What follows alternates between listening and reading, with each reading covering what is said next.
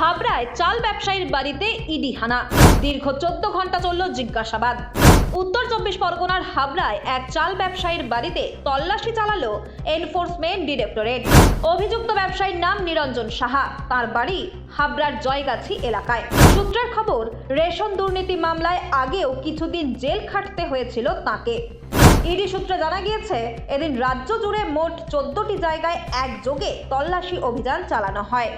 সেই অভিযানের অংশ হিসেবেই হাবড়ায় নিরঞ্জন সাহার বাড়িতে পৌঁছান তদন্তকারীরা।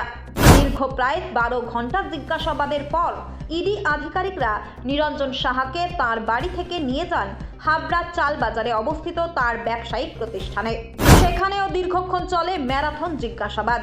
তদন্তকারীরা ব্যবসার নথিপত্র খতিয়ে দেখেন এবং আর্থিক লেনদেন সংক্রান্ত একাধিক বিষয়ে তাকে প্রশ্ন করা হয়। দীর্ঘ জিজ্ঞাসাবাদের পর ইডি আধিকারিকরা হাবড়া থেকে কলকাতার উদ্দেশ্যে রওনা দেন। তবে এই ঘটনায় এখনো পর্যন্ত নিরঞ্জন সাহা বা ইডি কোনো তরফে প্রতিক্রিয়া মেলেনি।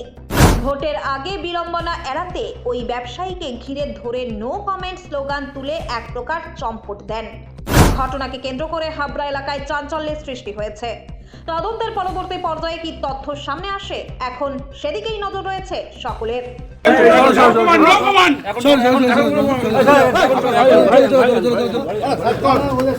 চলো চলো চলো প্লিজ আপনারা শুনুন। সওয়ালে রিস্টাব করে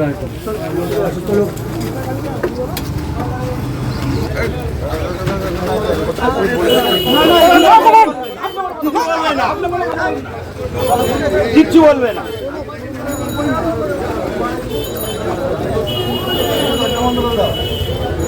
নেতা আপনি চলে যান তো।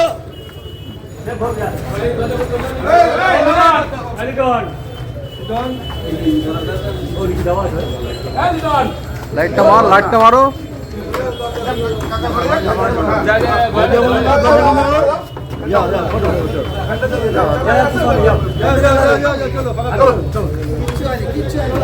আপনারা চলে যান।